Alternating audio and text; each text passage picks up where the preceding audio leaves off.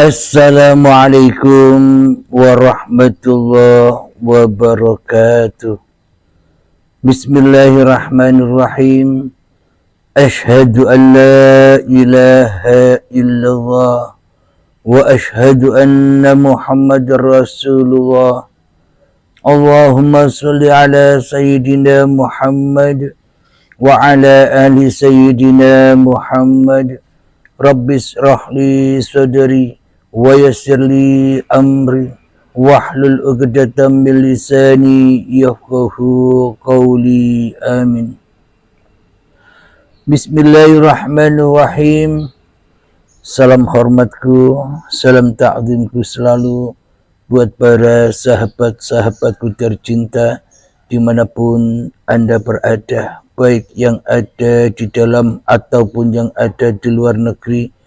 Semoga kita semua senantiasa di dalam limpahan rahmat dan hidayat Allah Subhanahu wa ta'ala. Amin ya rabbal alamin.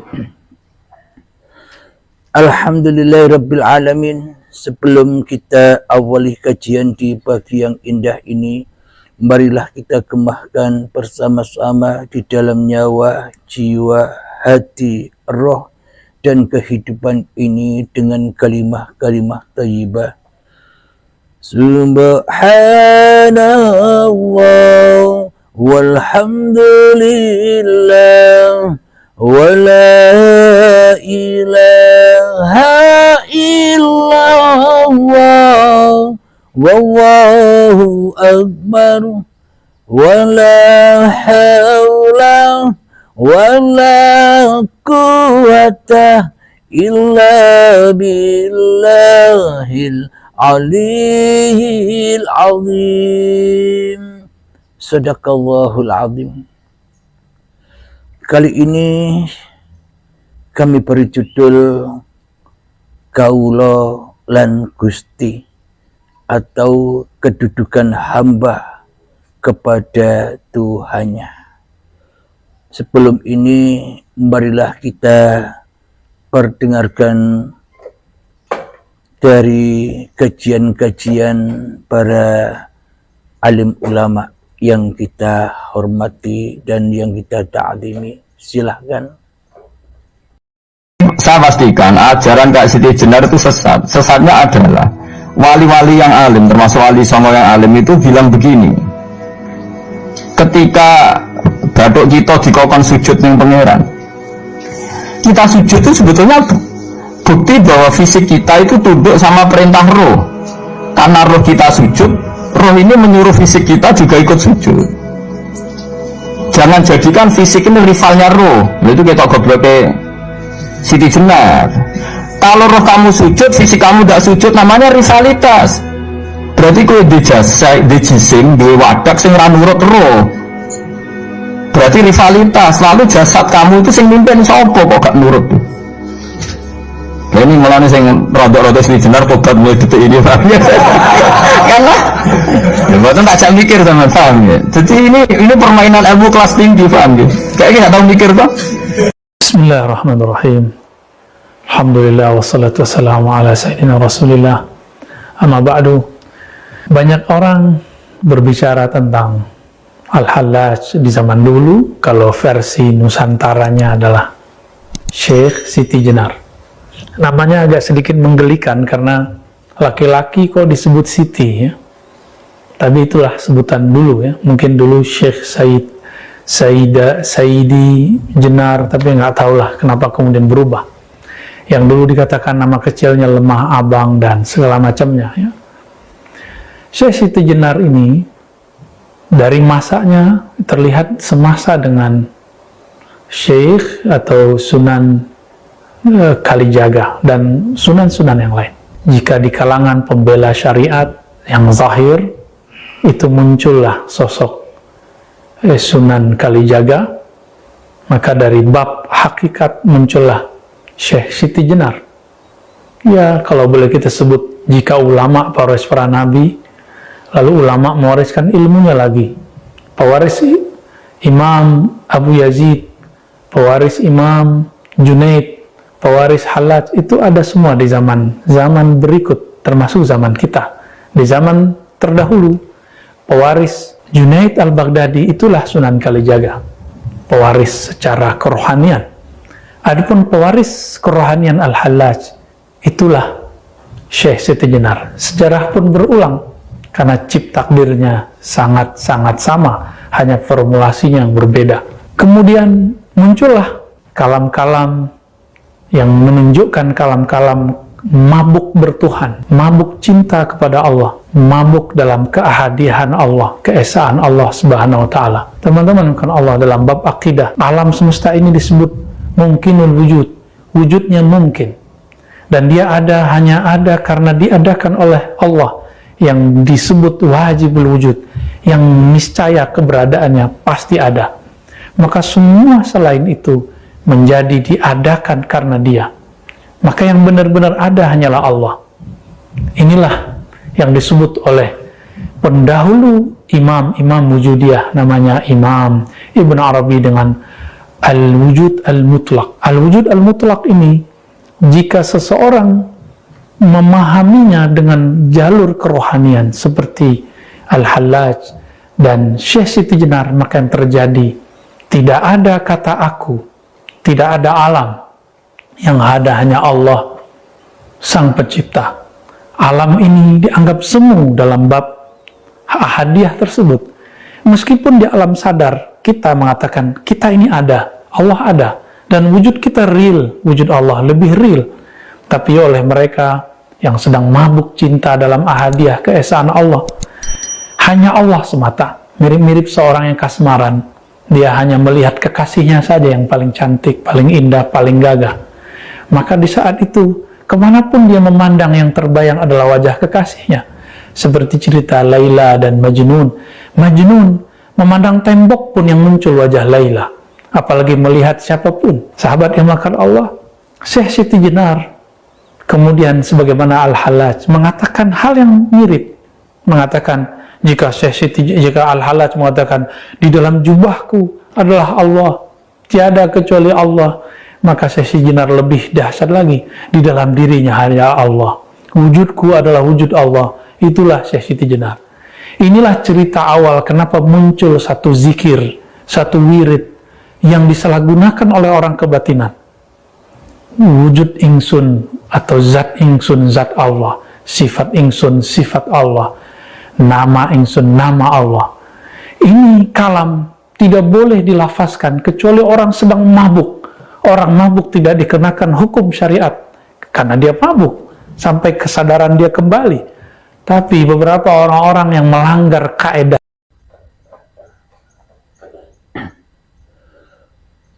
Alhamdulillahirabbil alamin, sudah kita dengarkan bersama-sama dawuh-dawuhnya para alim ulama.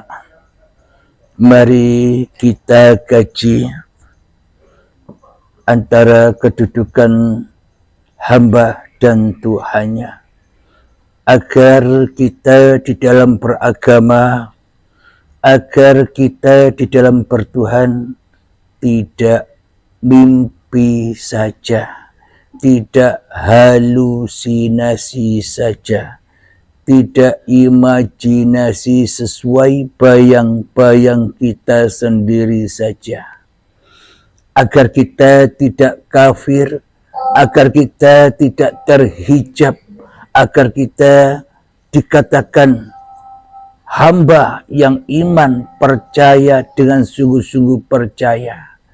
Jadi makna kafir itu tidak percaya, terhijab, terdinding dari apa yang sudah diturunkan Tuhan kepada kita semua, kepada Al-Quran, kepada Rasul-Rasul Allah.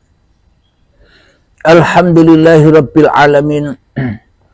Selama ini kita di dalam beragama dan kita di dalam bertuhan hanyalah mimpi-mimpi saja. Seolah-olah diri kita paling benar di dalam beragama dan bertuhan. Seolah-olah kita mengharap-harapkan yang tak pasti, mengandal-andalkan yang tak pasti, hanya bayang-bayang saja. Kita berharap syafaat pertolongan dari Nabi Muhammad pun juga hanya mimpi-mimpi saja. Mari kita kaji, kita hayati di dalam hati kita. Bila selama ini kita menyangka kita menjadi umatnya Nabi Muhammad, maka seharusnya kita tidak kafir, seharusnya kita yakin dan percaya seperti yakin dan percayanya Nabi Muhammad kepada Tuhannya. Jadi hubungan Nabi Muhammad dengan Tuhannya itu sangatlah erat. Ahmad bila mim, Ahmad tanpa mim, akhirnya Ahad. Yakni di dalam hati Kanjeng Nabi Muhammad, maka selalu dan selalu di dalam hati Kanjeng Nabi Muhammad selalu mengesahkan Allah daripada mengesahkan Muhammad ya di dalam hatinya. Nabi Muhammad selalu mentauhidkan Allah daripada mentauhidkan Muhammadnya di dalam hatinya. Nabi Muhammad selalu menghadirkan Allah daripada menghadirkan diri Muhammadnya sendiri di dalam hatinya.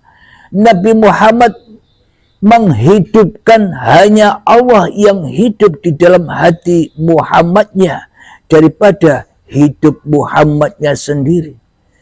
Nabi Muhammad selalu mengkuasakan Allah terhadap dirinya daripada kuasanya Muhammadnya sendiri di hatinya. Inilah makom Kanjeng Nabi Muhammad sehingga Nabi Muhammad disebut sebagai Rasulullah.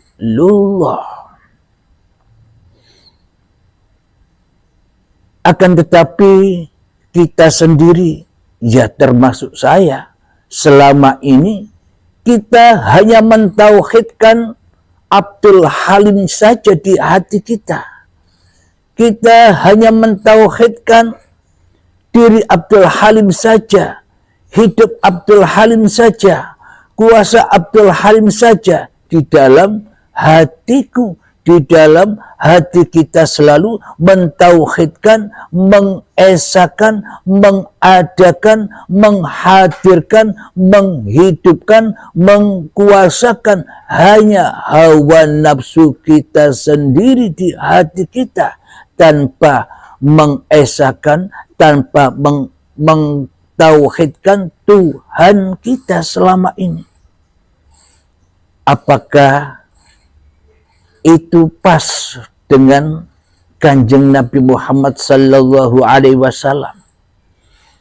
Atau iman yang demikian apa sudah benar di sisi Allah Subhanahu wa taala dan di sisi Nabi Muhammad sallallahu alaihi wasallam?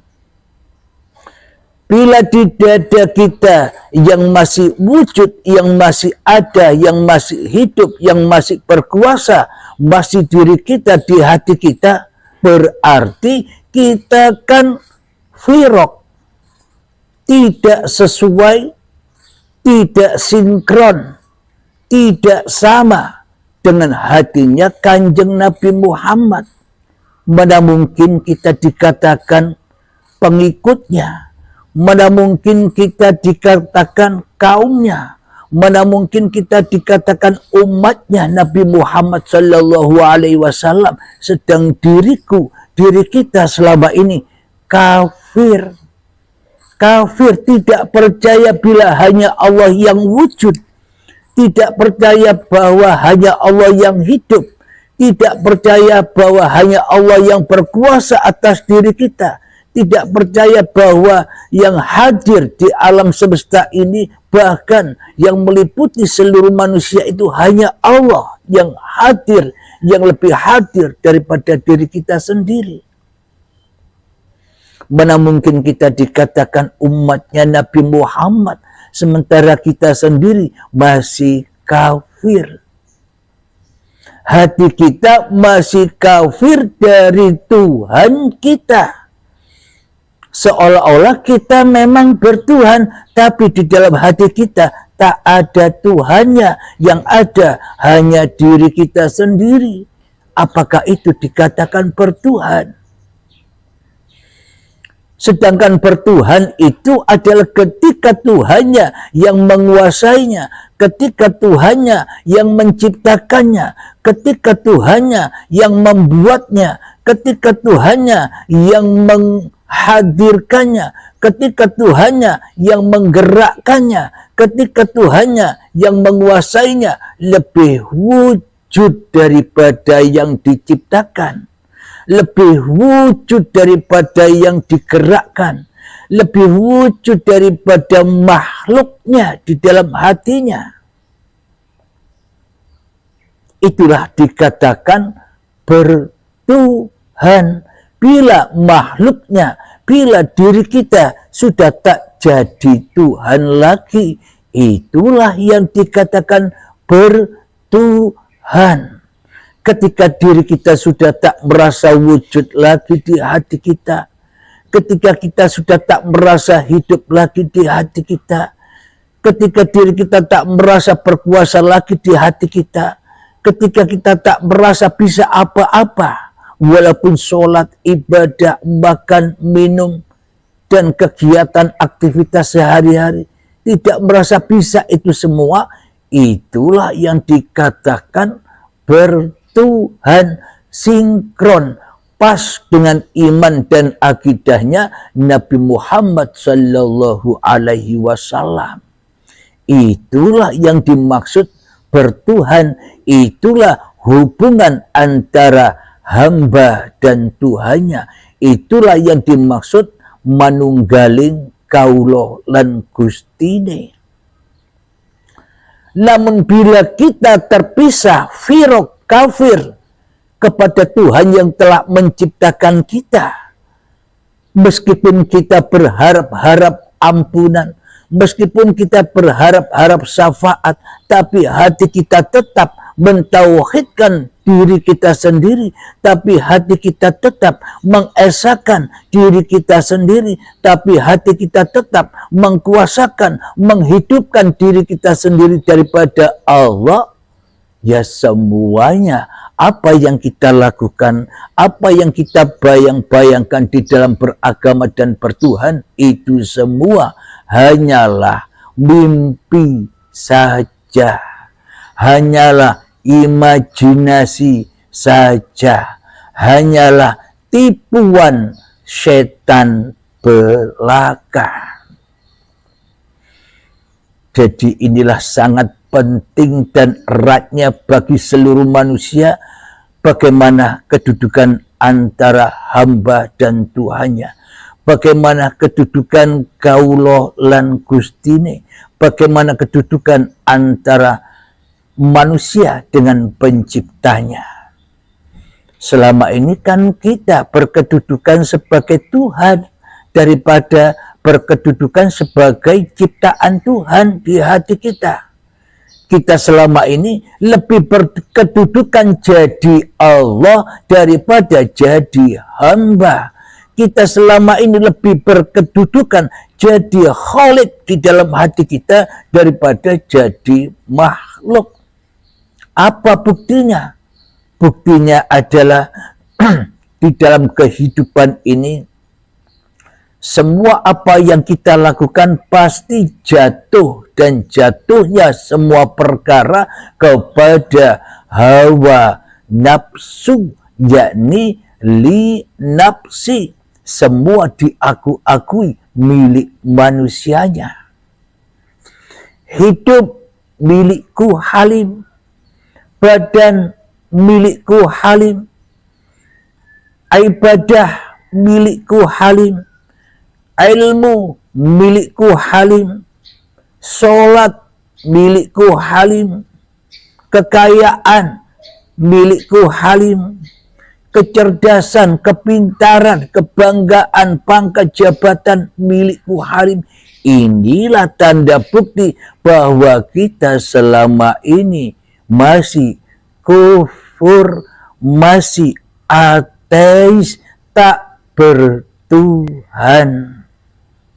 Di dalam hati kita tak ada Tuhan kecuali diriku sendiri.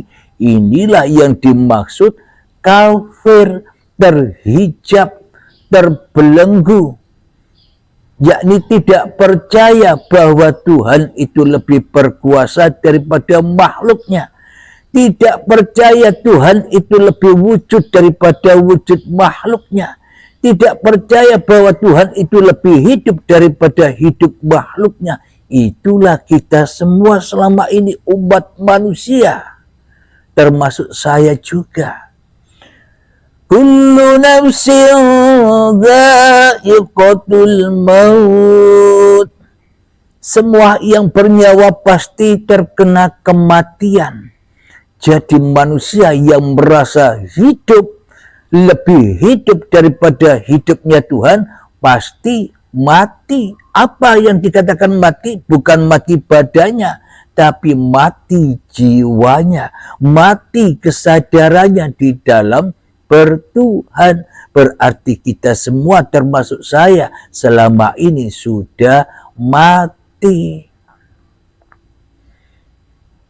Jadi kapan hidupnya manusia? Hidupnya manusia seperti Kanjeng Nabi diperjalankan dari Masjidil Haram menuju Masjidil Aqsa, yakni ketika Mi'raj bertemu Tuhannya, itulah yang dikatakan hidup.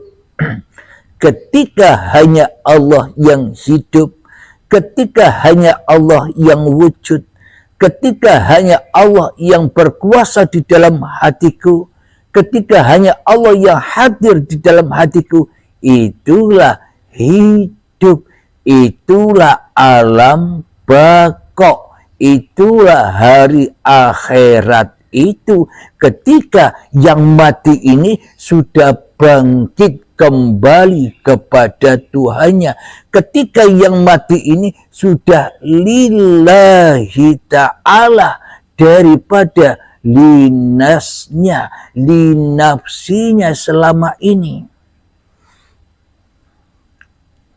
Jadi bila perjalanan kehidupan kita sendiri menyimpang jauh, kafir dari kehidupan, dari hati Kanjeng Nabi Muhammad, tidak sama, kafir, tidak percaya bahwa hanya Allah lah yang menggerakkan Muhammadnya, bahwa hanya Allah lah yang menggerakkan, yang menguasai kita.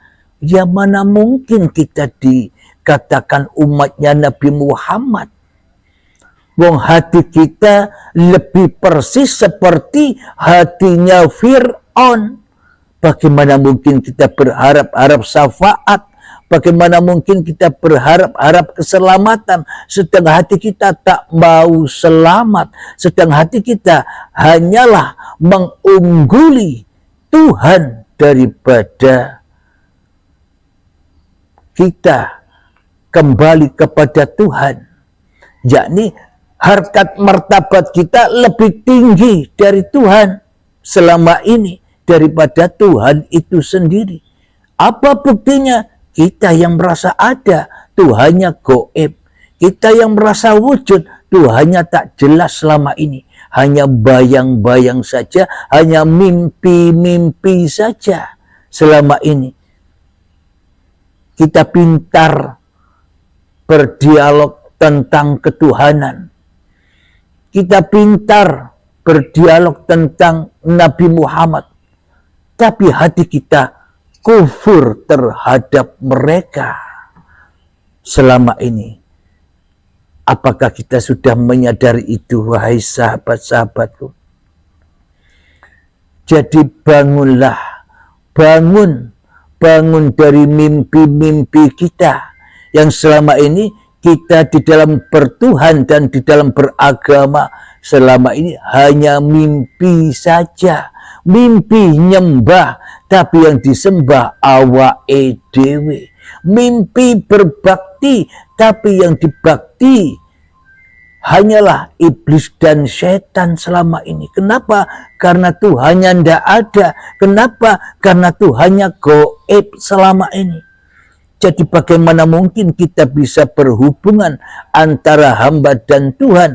Bagaimana mungkin kita berhubungan kaulolan Gusti, sedang kita selama ini selalu jadi Tuhan di dalam hati kita, selalu jadi Raja di dalam hati kita, selalu jadi Allah di dalam hati kita. Sedang Allah, sedang Tuhan kita jadikan hamba sahaya saja, kita jadikan budak-budak saja. Apa itu hamba? Hamba tak ada, Allah ditiadakan. Hamba goib, Allah digoibkan. Sebenarnya siapa sih yang wujud itu? Kalau menurut agama apapun itu, apalagi agama Islam, yang semestinya wujud itu kan ya hanya Allah. Bila seluruh manusia mengaku dirinya beragama, bila seluruh manusia mengaku dirinya bertuhan, berarti yang lebih wujud daripada dirinya kan Tuhan yang telah menciptakannya. Bukan malah diri kita yang lebih wujud daripada Tuhan. Ketika diri kita lebih merasa wujud daripada Tuhan, maka tersesatlah kita. Kita telah disesatkan, kita telah diselewengkan oleh iblis dan setan, supaya kita jadi Tuhan sendiri, supaya kita kafir kepada Tuhan, supaya kita kafir kepada Nabi Muhammad, supaya kita kafir kepada ayat Allah. Selama ini yang kita lihat, yang kita saksikan di dalam hati kita kan hanyalah diri kita. Dan yang kita saksikan hanyalah ayat-ayat kita sendiri, ayat-ayat cerita kehidupan kita sendiri yang lebih kita saksikan daripada ayat-ayat Allah, daripada menyaksikan Allah dan Muhammad Rasulullah. Karena kita tak pernah bersyahadat, karena kita tak pernah bertemu Allah dan bertemu Muhammad Rasulullah, maka jangan harap kita bisa selamat di dalam kehidupan ini.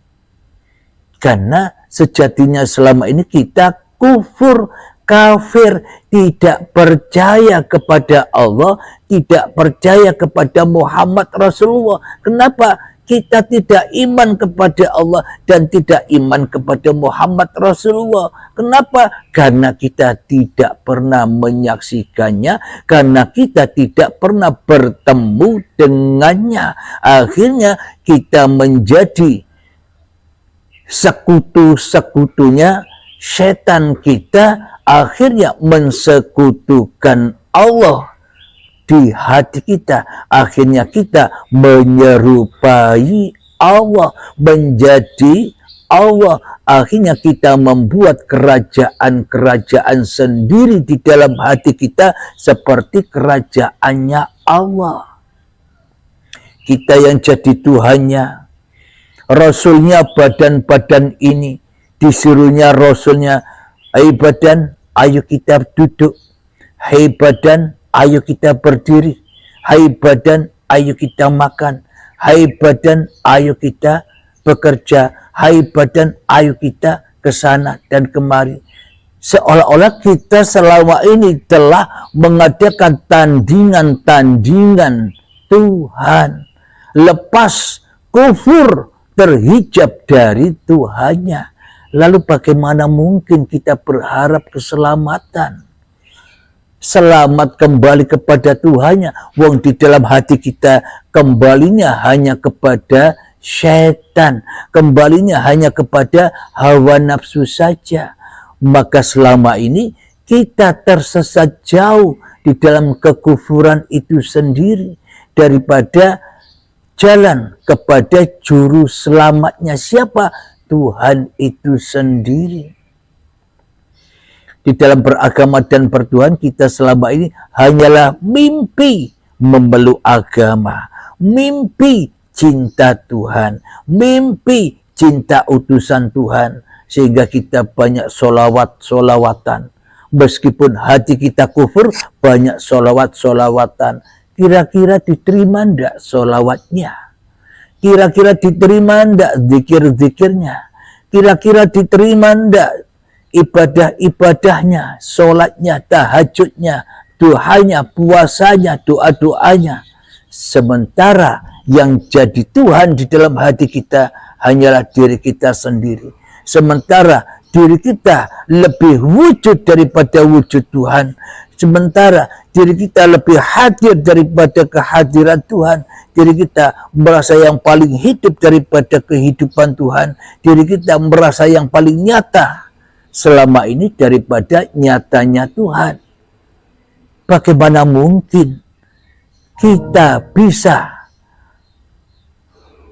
diterima apapun yang kita kerjakan, sementara kita ambil sendiri apa yang kita kerjakan, sementara kita akui sendiri apapun yang kita kerjakan, sedang Allahnya gaib. Mana mungkin yang gaib bisa menguasaiku? Mana mungkin yang gaib bisa menggerakkanku? Bagaimana mungkin yang gaib bisa melihatku di dalam hatiku? Kita selama ini hanya merasa diri kita lah yang tahu diri kita. Allah nyata ada. Itulah bukti nyata bahwa kita semua umat manusia selama ini masih kufur. Tidak pernah tahu hubungan antara hamba dan Tuhannya, tidak tahu hubungan kaulo lan Gusti, tidak tahu antara Allah dengan manusianya. Karena Allahnya dikatakan gaib, ya selamanya kita takkan pernah bisa menyaksikan Tuhannya. Bila kita tidak bisa menyaksikan Tuhan, apakah itu dikatakan bertuhan? Itu semua hanya mimpi saja. Kita lebih bisa menyaksikan diri kita daripada menyaksikan pencipta diri kita di hati kita. Marilah kita sadari semua, ya termasuk saya. Di sini pun sama-sama belajar. Saya, Anda, semua sama-sama belajar. Belajar apa? Mutu qoblal maut, belajar mati sebelum mati, belajar selamat sebelum menghadapi huru haranya syakaratul maut, belajar mati sebelum dimatikan, belajar mati sebelum kedatangan syakaratul maut. Maknanya kita di dalam dunia ini harus hijrah dari alam yang fana, dari alam kehancuran, dari alam kemanusiaan ke alam yang terang benderang, ke alam baka, alam yang kekal, alam yang abadi, ke alam ketuhanan, yakni hijrah dari linas menuju lillah.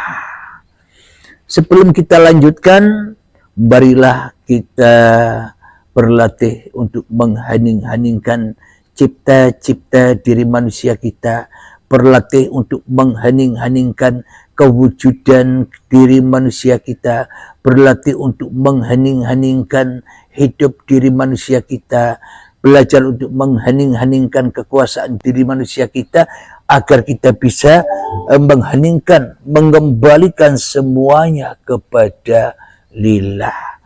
Mengheningkan cipta mulai. Bismillahirrahmanirrahim.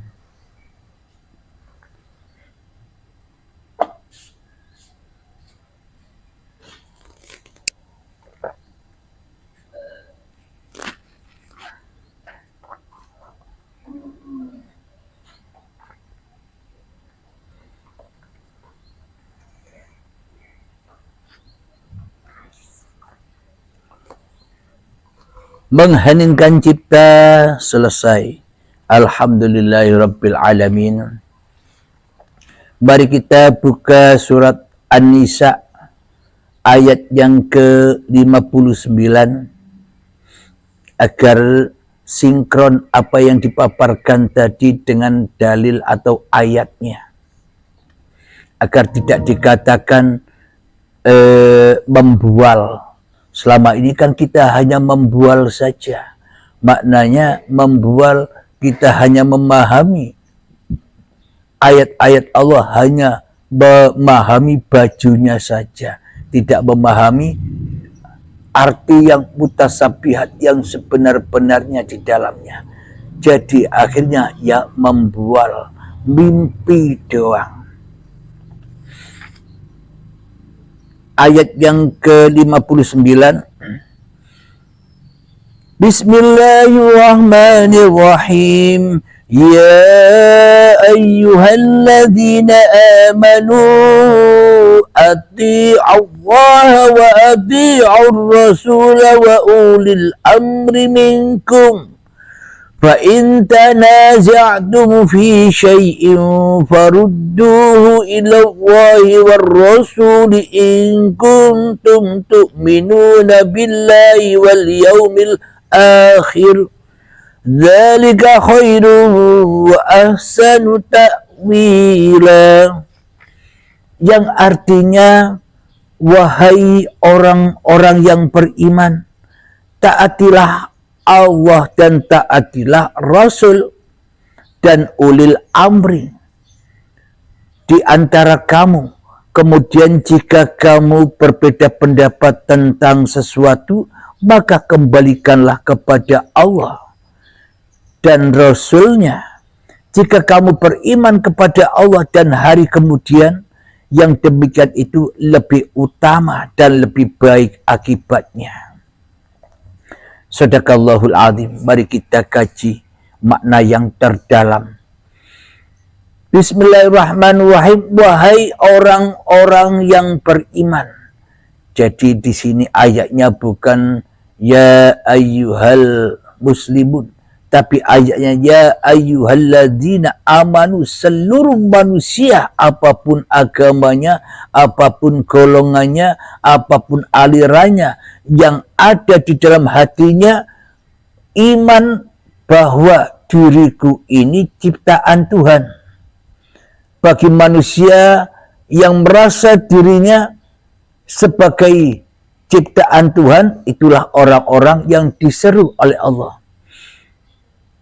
Wahai orang-orang yang beriman, taatilah Allah dan taatilah Rasul. Maknanya bagaimana? Bagaimana mungkin kita bisa taat kepada Allah, sedangkan Allah yang kita terka selama ini gaib? Bagaimana mungkin kita bisa beriman kepada Allah selama Allah yang kita terka tidak ada? Bagaimana mungkin kita iman? Yang dikatakan iman itu kan menyaksikan dengan mata kepala, menyaksikan, menghadap, tahu sendiri. Itulah yang dimaksud iman kepada Allah. Iman kepada Allah dan kepada Rasul. Bagaimana mungkin juga kita beriman kepada Rasul? Rasulnya sudah wafat 1400 tahun yang lalu. Bagaimana mungkin kita bisa menyaksikan? Bagaimana mungkin kita bisa bertemu, menghadap Rasul? Jika Allah dan Rasulnya semuanya gaib, tidak ada, hanya halusinasi di hati kita saja selama ini. Kenapa? Karena yang lebih wujud. Kenapa? Karena yang lebih ada di dalam hati kita hanyalah diri kita sendiri sebagai Tuhannya dan sebagai Rasul-Rasulnya setan, Rasul-Rasulnya iblis. Karena kita selalu dirasuli, karena kita selalu diutus dan disuruh-suruh oleh iblis dan setan untuk selalu cinta dunia, agar selalu jauh, agar selalu kufur kepada Tuhannya. Jadi untuk mengaplikasikan ayat ini, taatilah Allah dan taatilah Rasulnya, maka ya kita harus tahu dulu siapa Allah. Maka kita harus tahu dulu siapa Rasul.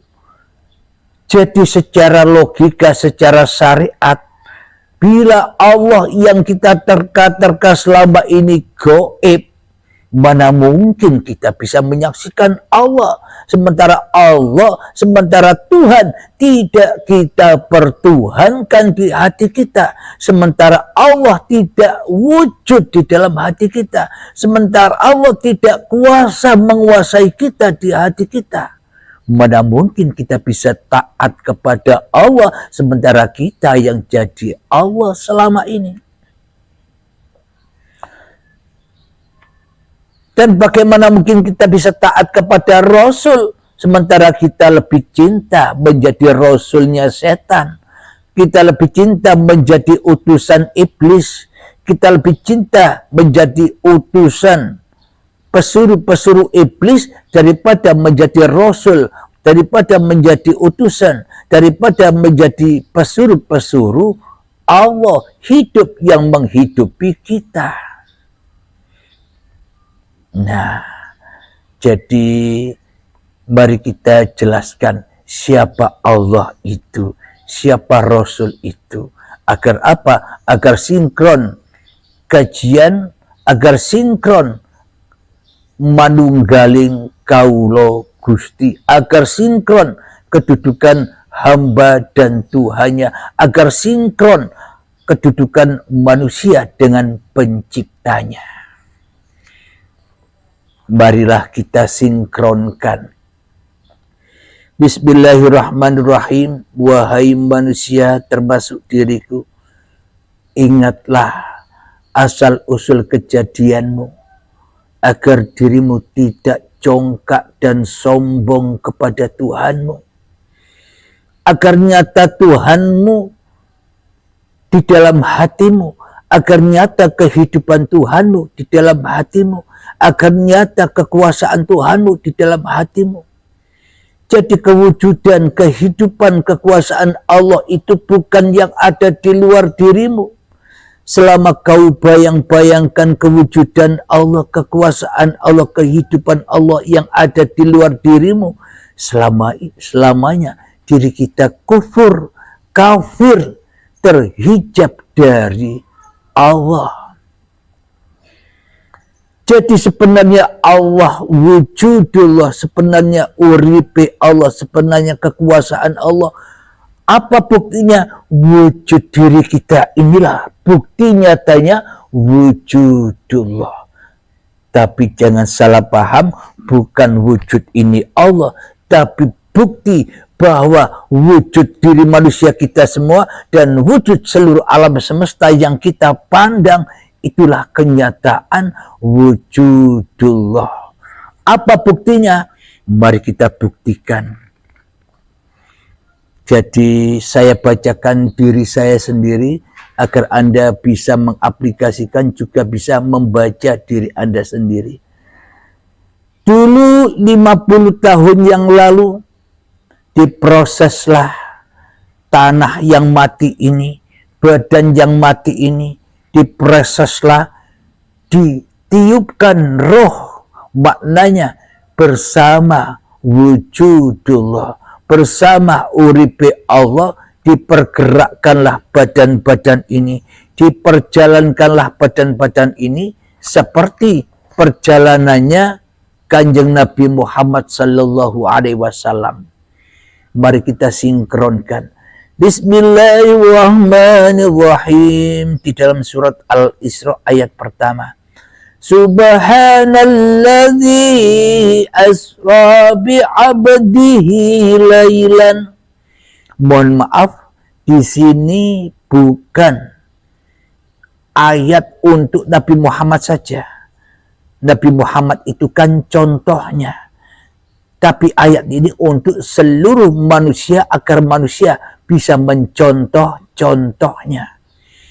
Kalau ayat ini hanya untuk Nabi Muhammad saja, pastilah ayatnya bilang Subhanalladzi asra bi Muhammadin bin Abdullah.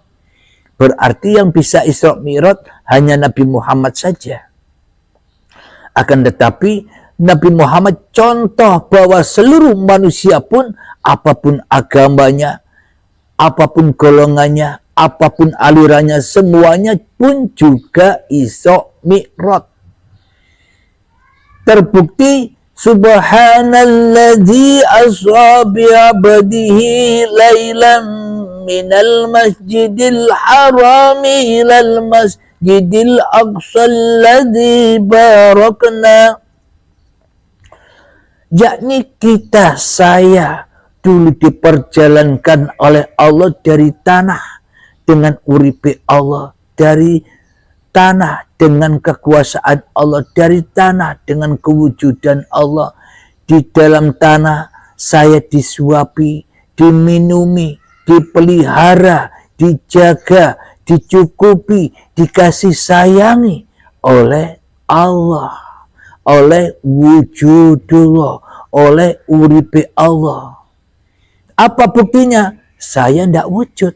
Apa buktinya? Saya tidak hidup. Apa buktinya? Saya tidak kuasa. Apa buktinya? Saya tidak tahu apa-apa. Kenapa? Karena perjalanan itu dari Masjidil Haram sampai ke Masjidil Aqsa. Jadi perjalanan saya dari tanah sampai menjadi bayi itu di malam hari. Jadi saya tidak tahu apa-apa. Maknanya lailan itu apa? Ketika kita tidak ada, ketika kita gaib, ketika kita belum bisa ngaku-ngaku bahwa hidup ini hidupku, ketika kita belum bisa ngaku-ngaku bahwa badan ini badanku, ketika kita belum bisa makan buah khuldi, itulah malam, itulah kegelapan. Berarti yang gaib itu siapa? Anda, kita, apa Allah yang gaib? Sesungguhnya yang gaib di sisi Allah itu yang manusianya. Sedangkan yang wujud hanya Tuhannya. Tapi di sisi kita, di sisi manusia, di sisi iblis dan setan selama ini, kitalah yang wujud, Tuhannya gaib. Inilah kenapa kita dikatakan kufur, karena imannya terbalik. Kita selama ini ingkar kepada ajaran kita sendiri. Kita selama ini ingkar kepada sifat-sifat Allah yang kita pelajari sejak kecil. Allah wujud kidam baqa muhalafatul hawadisi qiyamuhu binafsihi wadaniya kudrat irada ilmu hayat sama basar kalam qadiran muridan aliman hayyan sami'an basiran mutakalliman. Sekarang saya tanya, itu sifatnya Allah apa sifatnya Anda? Itu sifatnya Allah apa sifatnya kita manusia? Coba hayati. Sambil hayati, saya minum dulu.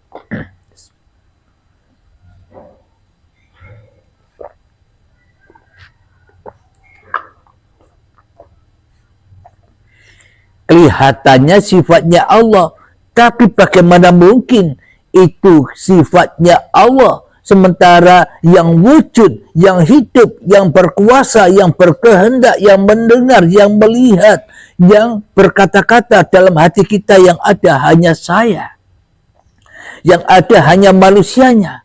Apakah itu sifat-sifatnya Allah?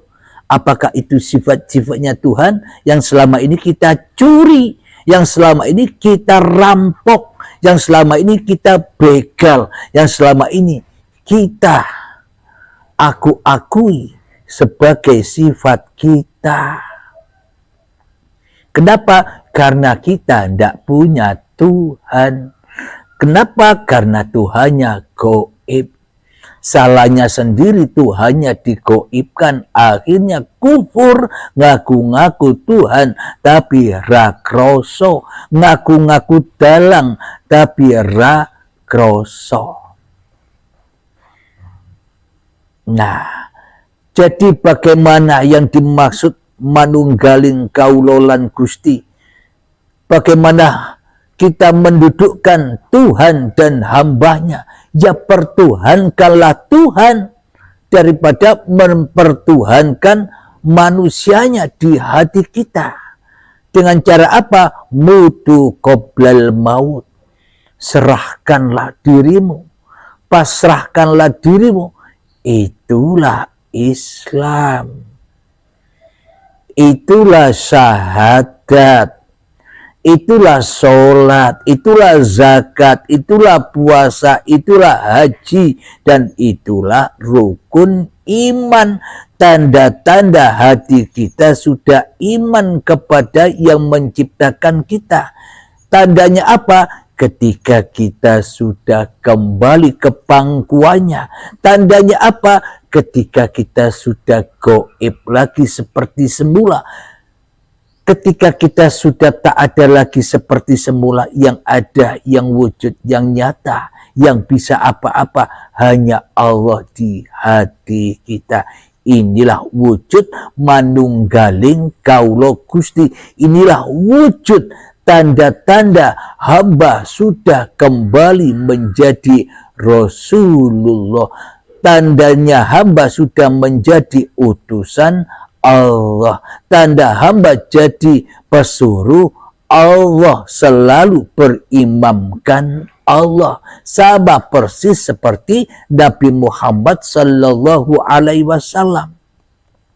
Tapi selama ini kan kita jadi rasulnya setan. Tapi kita jadi rasul, jadi utusannya iblis.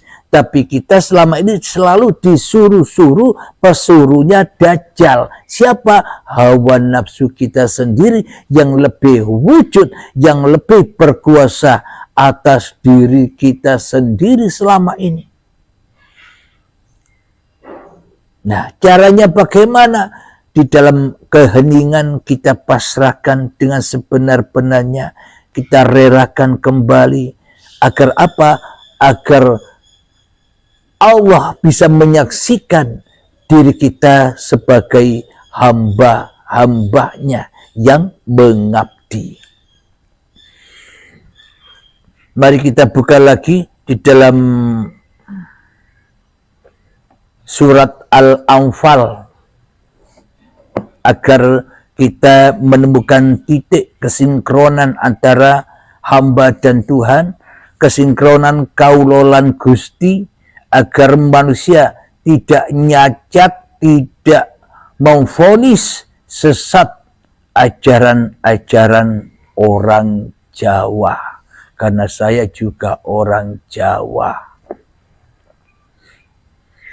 Bismillahirrahmanirrahim. Di dalam surat Al-Anfal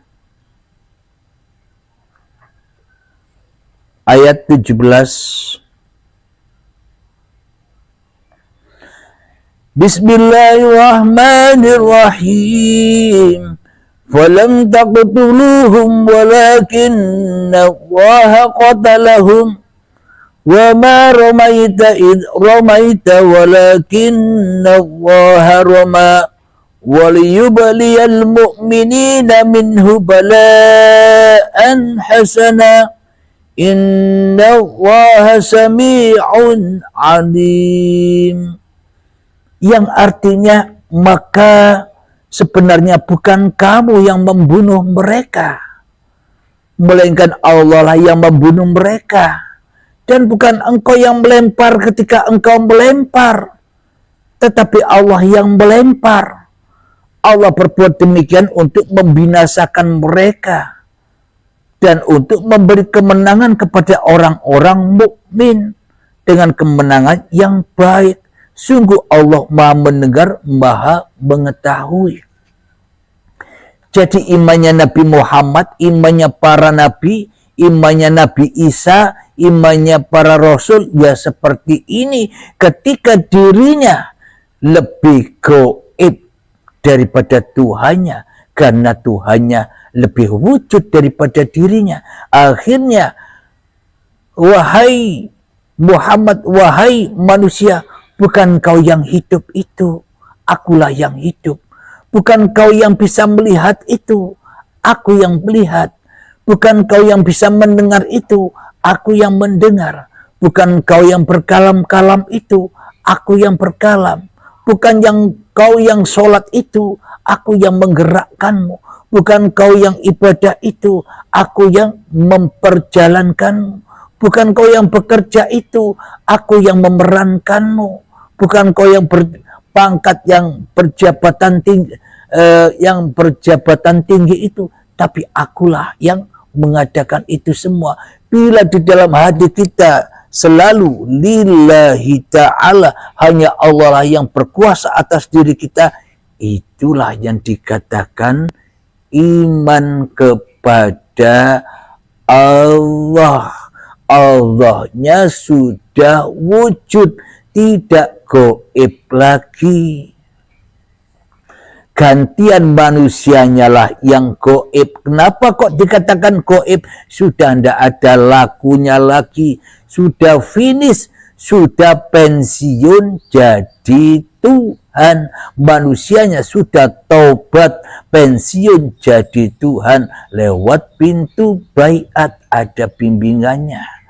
Jadi carilah guru pembimbing, siapa yang pantas untuk membimbing Anda. Untuk dipertemukan, dibukakan hijab-hijab yang selama ini selalu menghijabi hati kita. Jadi tak ada artinya lah dunia ini, tak ada artinya lah kecerdasan ini, tak ada artinya lah kepintaran ini, tak ada artinya lah ilmu-ilmu yang kita miliki bila kita kufur, bila kita kafir terhadap Tuhan. Tidak bertuhan, percuma semua itu. Jangankan harta, semua itu kita hidup saja percuma bila kita hanya jadi orang kafir saja. Jadi yang dikatakan menyaksikan Tuhan itu adalah bukan manusianya yang menyaksikan Tuhan, yakni Allah menyaksikan dirinya dan Allah menyaksikan siapapun yang diciptakannya, siapapun yang digerakkannya, siapapun yang dikuasainya. Jadi yang syahadat itu bukan manusianya. Kita selama ini salah sangka, bila yang bersyahadat manusianya, ya sama saja Allahnya gaib, manusianya yang bisa bersyahadat. Kepada siapa? Kepada hawa nafsu dewe-dewe. Bersyahadat kepada setannya yang selalu berselingkuh, yang selalu mensekutukan Tuhannya. Jadi inilah bukti bahwa selama ini iman dan akidah kita keliru jauh dari yang sesungguhnya, keliru jauh dari ayat-ayat Allah. Jadi yang dimaksud kita berharap-harap jadi umatnya Nabi Muhammad, ya harus ati Allah wa ati Rasul. Ikutilah Allah, imanlah kepada Allah. Maka jika sudah Muhammad bukan kau yang melempar, Harim bukan kau yang hidup itu, maka itulah yang dimaksud jalan selamat itu. Dan itulah yang dimaksud agama Tuhan, yakni kembali kepada Tuhan.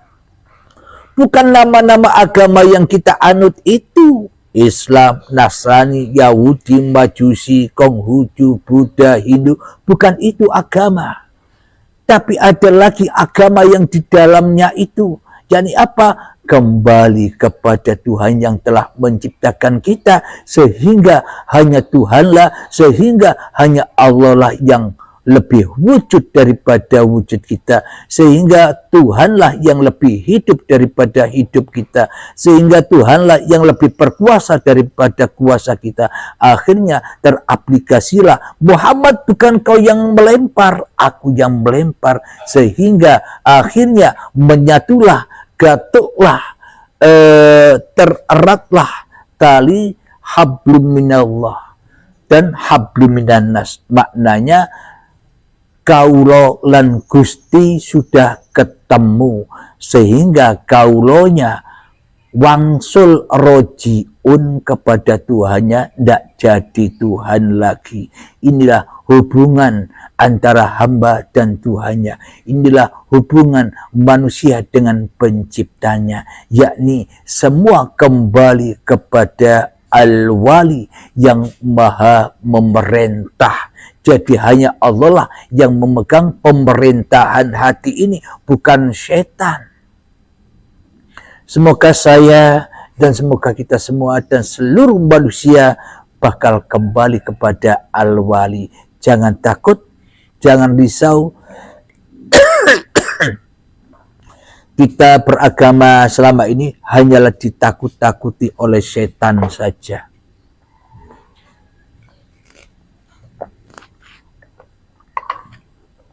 Sehingga iblis dan setan selalu mengadu domba diri kita dengan orang lain, mengadu domba agama kita dengan agama lain, mengadu domba seluruh umat manusia agar saling perang, agar saling mengadakan huru hara dan mengadakan permusuhan. Kita selama ini sudah ditipu telak dengan iblis dan setan. Jadi tujuan agama Tuhan ini diadakan supaya manusia bersatu kembali kepada Tuhannya. Semoga saya dan kita semua dan seluruh manusia sama-sama menjaga dari musuhnya, dari setannya. Siapa? Menjaga dari dirinya, agar diri kita tak mampu lagi wujud, tak mampu lagi hidup, tak mampu lagi berbuat apa-apa. Yang wujud, yang hidup, yang mampu berlaku apa-apa saja hanya Tuhan. Yakni sering-seringlah melatih dan melatih keheningan-keheningan itu.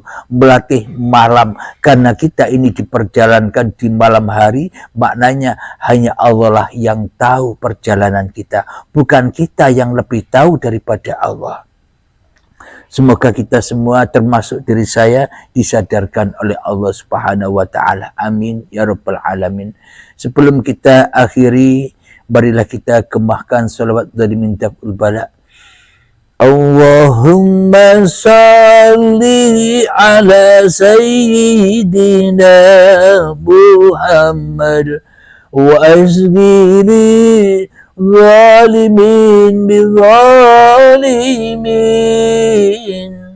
wa akhrijna min bainihim salimin wa ala alihi wa sahbihi ajma'in. Bismillahirrahmanirrahim. Allahumma ya qadiyal hajat, Allahumma ya mujibad da'awat, Allahumma ya rafi'ad darajat, Allahumma ya muhillal muskilat, Allahumma ya syafiyal amrad, Allahumma ya kafiyal muhimmat, Allahumma ya dafi'al baliyat, Allahumma akhtim lana bil iman, Allahumma akhtim lana bil islam, bijahi sayyidil mursalin. Rabbana atina fid dunya hasanah wa fil akhirati hasanah wa qina adzaban nar. Wa sallallahu ala sayyidina Muhammad wa ala alihi wa sahbihi wa sallam. Walhamdulillahi rabbil alamin. Akhir kalam. Assalamualaikum warahmatullahi wabarakatuh.